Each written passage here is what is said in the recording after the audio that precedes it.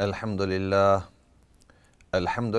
نحمده ونستعينه ونستغفره ونؤمن به ونتوكل عليه ونعوذ بالله من شرور أنفسنا ومن سيئات أعمالنا من يهده الله فلا مضل له ومن يضلله فلا هادي له ونشهد أن لا إله إلا الله وحده لا شريك له ونشهد أن محمدًا عبده ورسوله أما بعد فأعوذ بالله من الشيطان الرجيم بسم الله الرحمن الرحيم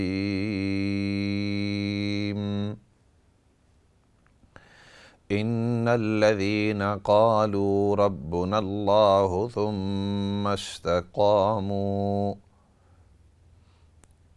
تتنزل عليهم الملائكة ألا تخافوا ولا تحزنوا وأبشروا بالجنة التي كنتم توعدون نحن أولياؤكم في الحياة الدنيا وفي الآخرة ولكم فيها ما تشتهي أنفسكم ولكم فيها ما تدعون نزلا من غفور رحيم صدق الله العظيم۔ محترم و مکرم ناظرین سامعین، السلام علیکم ورحمۃ اللہ وبرکاتہ۔ گزشتہ سیشن کے اندر بات چیت اس پر ہو رہی تھی کہ رمضان المبارک کا مہینہ جب ختم ہو جائے تو اس کے بعد ہمارے اعمال کے اندر مداومت ہونی چاہیے، انسان اپنے دین پر استقامت کے ساتھ رہے۔ We should have consistency in our good deeds. جو نیک اعمال ہم رمضان المبارک کے اندر کرتے رہے وہ اب نیک اعمال جاری رہیں۔ They should be consistent and we should not stop there. اور بات پچھلے سیشن کے آخر حصے میں پھر آخر میں سوالات جوابات آ گئے تھے، لیکن بات یہاں تک پہنچی تھی کہ روزے سے من جملہ مقصدوں میں سے اہم مقصد اللہ رب العزت نے رکھا ہوا ہے کہ انسان متقی بن جائے، اللہ کا دھیان اس کو آ جائے، اور وہ دھیان انسان اپنی زندگی کے اندر کس طریقے سے لے آئے۔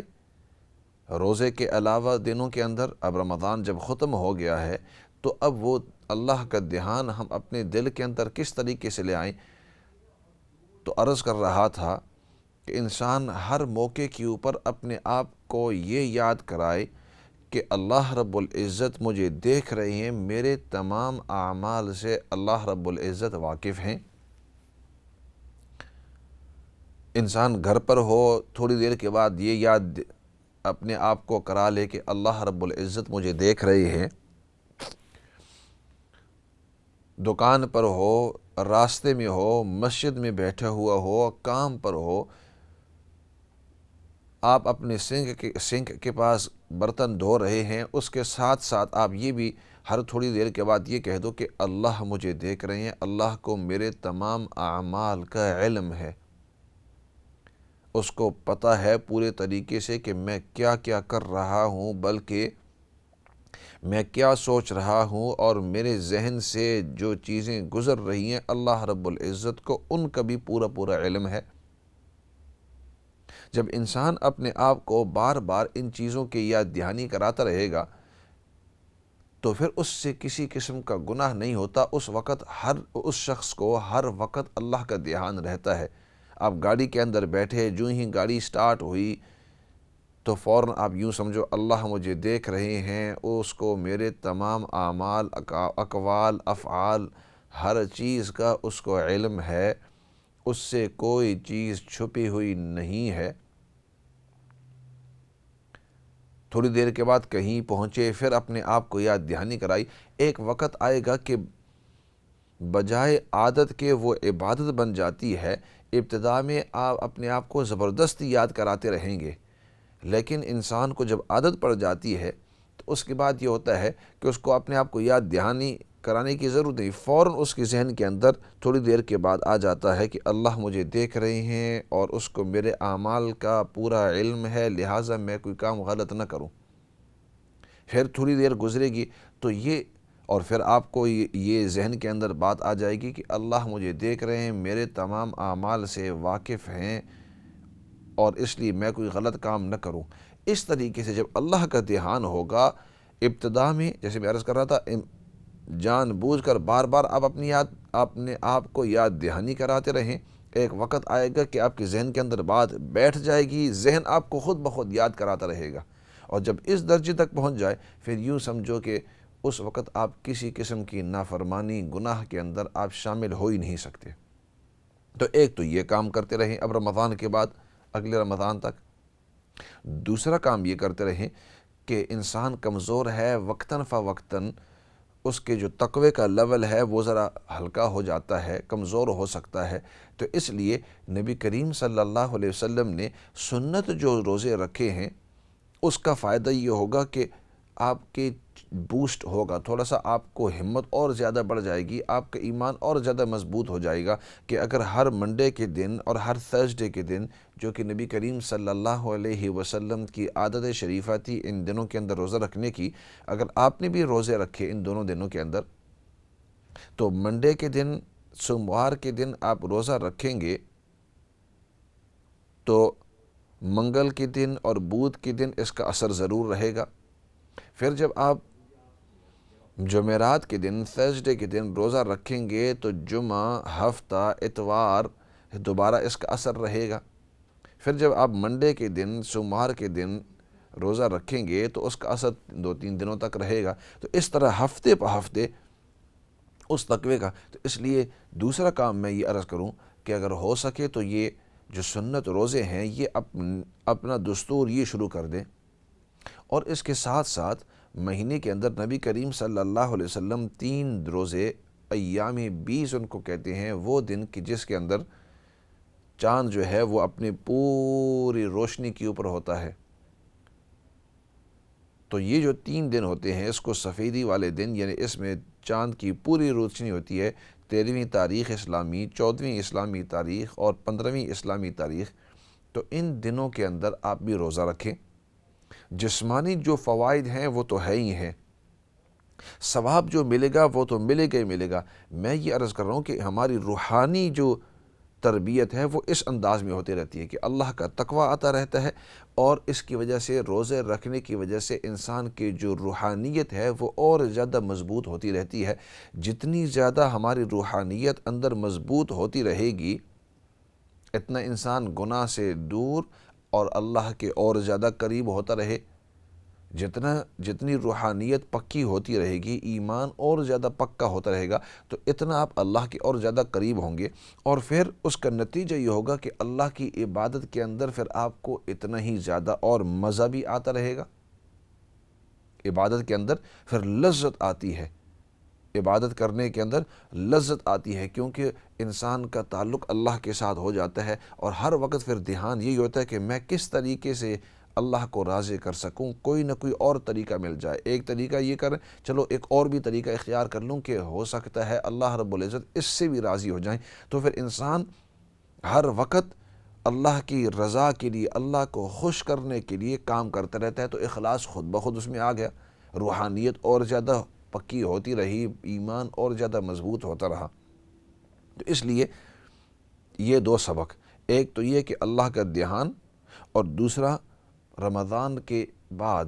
اب جو سنت روزے ہیں وہ آپ رکھتے رہیں، اور 2 سنت روزوں کی طرف میں نے اشارہ کیا، ایک تو جو منڈے اور تھرسڈے، سوموار اور جمعرات، اور دوسرا ایام 20 اسلامی تاریخ کے ہر مہینے کی 13ویں، 14ویں اور 15ویں جو تاریخیں ہوتی ہیں ان دنوں کے اندر آپ روزہ رکھیں۔ اچھا، یہ تو پورا دار و مدار تقوی کے ہوا، اور روزہ بھی تقوی کے اندر مدد کرتا ہے۔ اس کے بعد وہ کون سے اعمال ہیں جو ہم رمضان کے اندر باکثرت کیا کرتے ہیں اور عام دنوں کے اندر اتنی کثرت سے نہیں کرتے؟ دوسرے نمبر پر آ گیا قرآن کریم کی تلاوت، قرآن کریم کی تلاوت۔ رمضان مبارک کے اندر جس کو بھی دیکھو جو مسلمان ہیں جن کو اللہ رب العزت نے توفیق دی ہے تو وہ قرآن کریم کی تلاوت کرتے ہیں، اور پہلے سے جو ہی رمضان شروع ہوتا ہے کہہ دیتے ہیں کہ بھائی ہم کم از کم ایک تو ضرور ختم کریں گے، کوشش کریں گے قرآن کریم کے 2 ختم ہو جائیں، کوشش کریں گے کہ قرآن کریم کے 2 ختم ہو جائیں، اور پھر وہ اس رفتار سے دن کے اندر بعض اوقات 2 پارے پڑھتے ہیں، بعض اوقات اس سے زیادہ پڑھتے ہیں، بعض اوقات اس سے کم پڑھتے ہیں، لیکن رمضان کی برکت سے قرآن کریم کے ساتھ ایک خاص تعلق ہو جاتا ہے، اور یہ کوئی انوکھی بات نہیں ہے، کیونکہ اللہ رب العزت نے خود ارشاد فرمایا ہے کہ شہر رمضان الذی انزل فیہ القرآن، کہ رمضان کا یہ بابرکت مہینہ وہ برکت والا مہینہ ہے کہ جس کے اندر اللہ رب العزت نے قرآن کریم کو نازل کیا ہے۔ تو قرآن کریم کو رمضان المبارک کے ساتھ خاص تعلق ہے، لیکن اس کا مطلب یہ نہیں کہ جو ہی رمضان ختم ہوا تو اب ہم قرآن کریم کو بند کر کے اوپر رکھ دیں۔ اور بعض لوگ ایسے ہیں کہ جن کو اللہ توفیق دیتا ہے وہ سورتیں تو پڑھ لیتے ہیں لیکن اس کے علاوہ اور کوئی تلاوت نہیں کرتے۔ سورتیں پڑھ لیتے ہیں کا مطلب کہ صبح سورت یاسین کی تلاوت کر لی،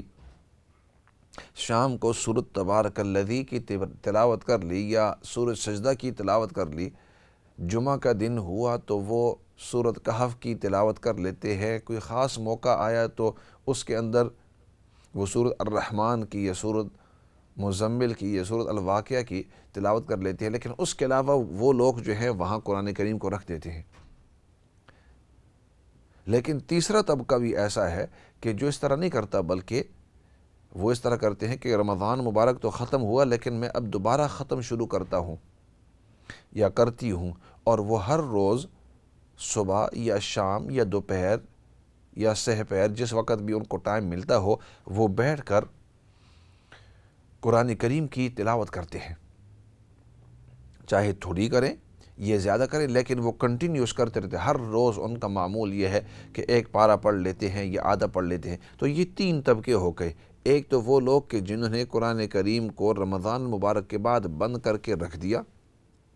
دوسرا طبقہ وہ ہے جو پڑھتے تو ہیں لیکن صرف خاص خاص موقعوں کے اوپر صورتیں پڑھتے ہیں، خاص موقعوں کے اوپر صورتیں پڑھتے ہیں۔ صبح کے وقت سورۃ یاسین کی تلاوت کر دی، کسی نے کہا تو ان کی طرف سے چلو ایک آدھ پارہ پڑھ لیا ختم کے لیے، کسی نے کہہ دیا تو چلو سورۃ تبارک الذی پڑھ لی یا سورۃ دخان پڑھ لی، کسی نے کہہ دیا تو کچھ فضیلت بتلا دی تو وہ پڑھ لی، ورنہ صرف صورتوں تک محدود ہے۔ اور تیسرا طبقہ، اور یہ بہت کم طبقہ ہے، بہت کم لوگ ہیں کہ جو اس طرح کرتے ہیں کہ قرآن کریم کو مسلسل تلاوت کرتے ہیں، ہر روز انہوں نے ٹائم مقرر کیا ہوا ہے، اور اس ٹائم مقرر کرتے ہوئے وہ کیا کرتے ہیں کہ اپنا آدھا پارہ یا پونا پارہ یا ایک پارہ یا ایک سورت پوری جو ہے ہر روز، اور اس سے مہینہ ڈیڑھ گزرتا ہے، 2 مہینے گزرتے ہیں تو ان کا قرآن کریم کا ختم ہو جاتا ہے۔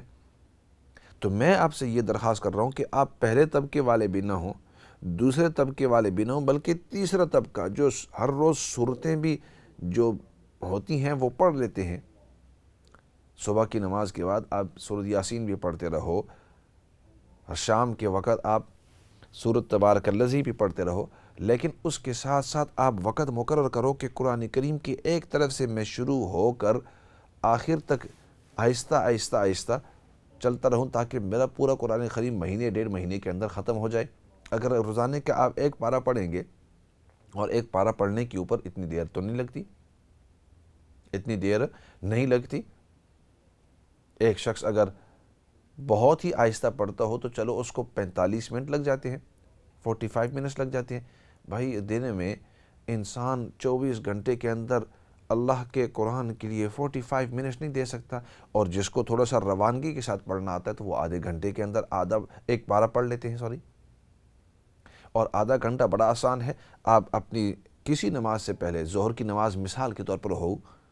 تو ظہر کی نماز سے پہلے 15 منٹ پہلے آپ اپنا قرآن کریم لے لیں اور اس کے اوپر تلاوت شروع کر لیں، آدھا پارہ 15-20 منٹ کے اندر،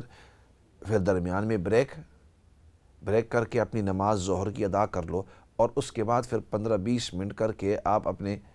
باقی آدھا پارہ پڑھ کے میرا روزانہ کا ایک پارہ ہونا چاہیے تاکہ مہینے کے اندر میں ختم کر سکوں۔ اگر کوئی بالفرض کوئی بہت ہی آہستہ پڑھتے ہوں کیونکہ اس کو اتنی پریکٹس نہیں ہے، تو چلو روزانہ کا ایک پارہ پڑھنے کے بجائے اگر آپ آدھا پارہ بھی پڑھتے ہیں لیکن مسلسل پڑھتے رہیں تو 2 مہینے کے اندر آپ ختم کر سکتے ہیں۔ اور وہی ترتیب آپ بھی رکھیں، چاہے ظہر کی نماز ہو یا عصر کی نماز ہو یا مغرب کی نماز ہو، کوئی ایک نماز منتخب کر لو، چاہے مستورات گھر پر ہوں یا مرد کام پر ہوں یا مرد باہر ہوں، جدھر بھی ہوں آپ ایک وقت مقرر کر لو کہ فلاں نماز کے بعد جو کچھ بھی مجھے ہوگا میں اس سے 10 منٹ پہلے اور اس کے 10 منٹ بعد قرآن کریم کی تلاوت ہم کریں گے۔ اور اس کا نتیجہ پھر یہ ہوگا کہ ابتداً آپ کو تھوڑی سی مشکل محسوس ہوگی پہلے 5-6 دن، لیکن ایک مرتبہ روٹین بن جائے آپ کی تو اس وقت پھر آپ قرآن کریم کو پڑھتے رہیں گے، آپ کو مزہ آتا رہے گا، آرام کے ساتھ، تلاوت کے ساتھ، ترتیل کے ساتھ، تجوید کے ساتھ، محبت کے ساتھ، عزت کے ساتھ قرآن کریم کو اپنے سامنے رکھ کر نماز سے پہلے کوئی بھی ایک نماز آپ مقرر کر لو کہ آپ کے لیے کون سی بہتر ہے۔ اگر آپ گھروں کے اندر مستورات ہیں تو ان کے لیے ظہر کی نماز اچھی ہوتی ہے کیونکہ اکثر بچے وغیرہ اسکولوں کے اندر ہوتے ہیں اور اس وقت فارغ ہوتے ہیں، اور مرد حضرات جو ہیں ہو سکتا ہے کہ عصر کے بعد کیونکہ دن میں کام پر ہوتے ہیں یا کسی اور مشغلت کے اندر، یا جو بھی مستورات بھی بعض کام کرتی ہیں، تو اگر آپ دن کے وقت کام پر ہیں تو عصر کا وقت لے لو، تو اس سے 15 منٹ پہلے 15 منٹ بعد میں اپنے قرآن کریم کی تلاوت کروں۔ تو اس انداز میں پھر یہ ہوگا کہ قرآن کریم کی بھی تلاوت ہوتی رہے گی، آپ کا قرآن کریم کے ساتھ تعلق بھی باقی رہے گا، اور پھر یہ جو کہا جاتا ہے کہ رمضان ختم ہوا، ہم نے قرآن کریم کو مصحف کو رکھ دیا ہے، اگلا رمضان آیا تو ہم نے اس سے اٹھایا دھول کو جھاڑتے ہوئے، تو اس طرح پھر نہیں ہوگا، بلکہ آپ کو قرآن کریم کے ساتھ تعلق ہوگا۔ اللہ رب العزت اس کی وجہ سے آپ کی جان کے اندر، آپ کے مال کے اندر، آپ کے گھرانے کے اندر برکتیں اللہ رب العزت نازل فرمائیں گے۔ اور بہت سارے بھی پوائنٹس ہیں۔ اس کے بعد ذکر والا کہ ذکر کس انداز کے اندر کریں، یہ تیسرا پوائنٹ ہوگا، اس کے اوپر میں بات چیت کروں۔ اور پھر اس کے بعد صدقہ جو ہے، اس وقت تو زکوٰۃ دیتے تھے، اب صدقہ خیرات اور کس انداز کے اندر دیں وغیرہ وغیرہ، ایسے کرتے ہیں۔ کچھ کالیں آئی ہوئی ہیں، وہ کالیں بھی لے لیتے ہیں، اور پھر موقع ملا تو باقی ان چیزوں کے اوپر بات چیت کریں گے۔ فی الحال کال کی طرف جاتے ہیں۔ جی السلام علیکم ورحمۃ اللہ وبرکاتہ۔ وعلیکم السلام ورحمۃ اللہ وبرکاتہ۔ جی میں نے پوچھنا تھا، ہم جب ٹی وی دیکھ رہے ہوتے ہیں، بیٹھے ہوئے ہیں، مثلاً کوئی اسلامی چینل ہے، نبی پاک صلی اللہ علیہ وسلم وہ جو گنبد شریف نہیں ہے گرین، وہ جی مثلاً ہم پاؤں کر رہے ہیں اس طرف، سو کیا یہ گناہ ہے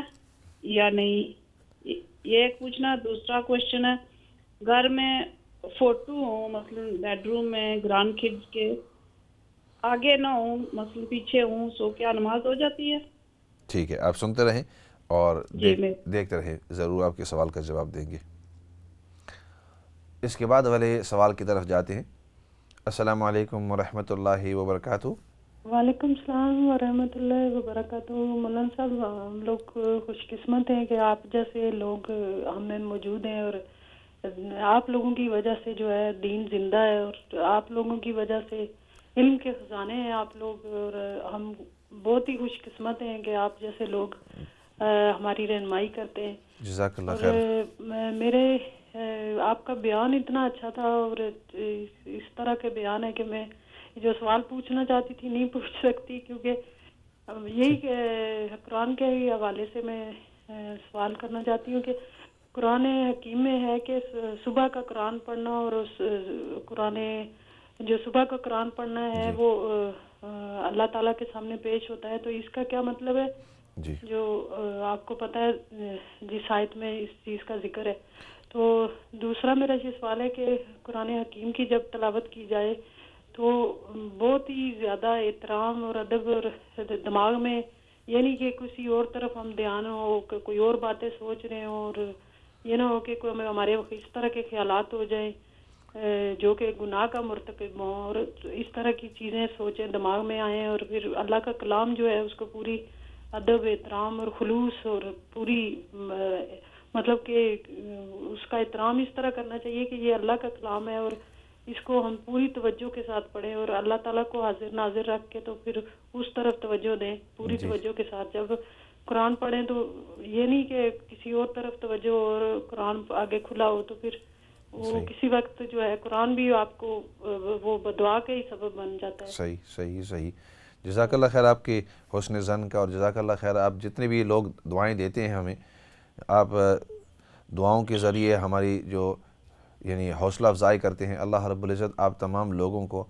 آپ کی دعائیں قبول فرمائے اور ہم سب کو آپس میں اتفاق اتحاد نصیب فرمائے، اور اللہ رب العزت ہم سب کو دین کی خدمت کے اندر اخلاص نصیب فرمائے. تو جتنے بھی لوگ اس طرح گزشتہ کل کچھ ساتھیوں نے ٹیکسٹ میسیج کے ذریعے وہ بہت ساری دعائیں دی ہیں اور انہوں نے بہت ساری یعنی پازیٹیو انداز کے اندر پیش آئے ہیں. ان کا نام مناسب نہیں ہوتا کیونکہ آن دی ایئر خود وہ نہیں آئے،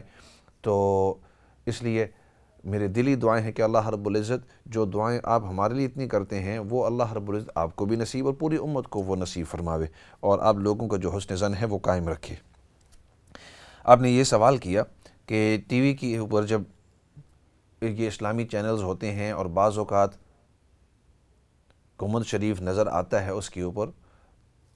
تو سائل نے سوال کیا کہ ہم بعض اوقات اس طرف جو ہیں پاؤں کر لیتے ہیں، پاؤں لمبے وغیرہ کرتے ہیں. تو بھائی ہر جو کلچر ہے وہ الگ ہے. ہمارے کلچر کے اندر اس طرح ہے کہ اگر کسی کی طرف پاؤں لمبے کرو تو وہ بے احترامی ہوتی ہے.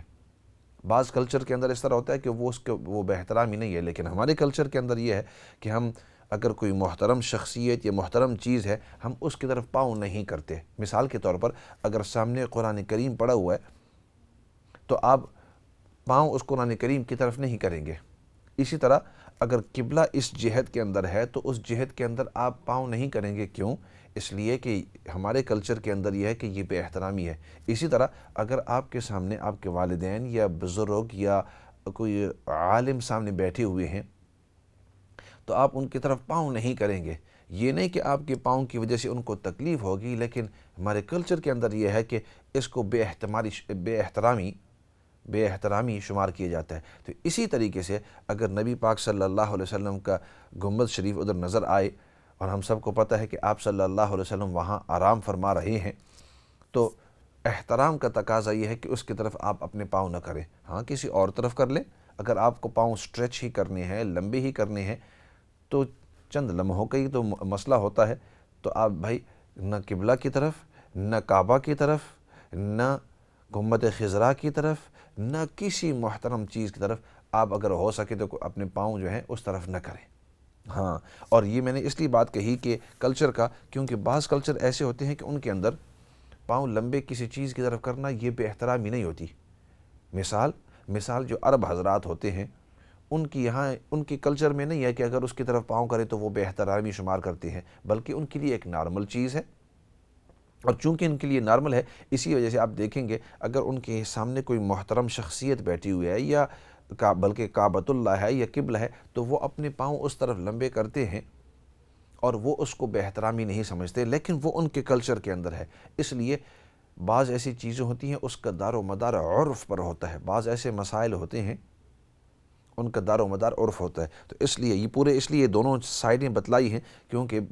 بعض لوگ جب حج پر یا عمرے پر جاتے ہیں تو آپ دیکھتے ہوں گے کہ وہ قرآن کریم بعض عرب حضرات اس طرح پڑھتے ہیں اور اپنے پاؤں جو ہیں وہ کعبۃ اللہ کی طرف لمبے کر دیتے ہیں. تو ان کی کلچر کے اندر چونکہ یہ بے احترامی نہیں ہے تو وہ بے احترامی نہیں ہو رہی. ہمارے کلچر کے اندر ذہن کے اندر یہ بات ہوتی ہے کہ اگر میں نے کعبۃ اللہ کی طرف یا گنبد خضرا کی طرف یا قرآن کریم کی طرف کیا یا کسی محترم شخصیت کی طرف کیا تو وہ بے احترامی ہوگی. تو اس لیے ہمارے لیے ٹھیک نہیں ہے، ہمیں اس طرح کسی صورت کے اندر نہیں کرنا چاہیے. پاؤں کو ان چیزوں کی طرف لمبا آگے نہیں کرنا چاہیے. ایسے کرتے ہیں، بریک کے وقت آ گیا ہے، بریک کی طرف جاتے ہیں. اس کے بعد کچھ سوالات ہیں، ان سوالات کے جواب دیں گے. اور ان دا مین ٹائم اگر آپ بھی کوئی سوال کرنا چاہتے ہیں تو موسٹ ویلکم. اسکرین کے اوپر نمبر ہے، آپ نمبر کے ذریعے ہمارے اسٹوڈیو تک پہنچ سکتے ہیں. فی الحال بریک کی طرف جاتے ہیں.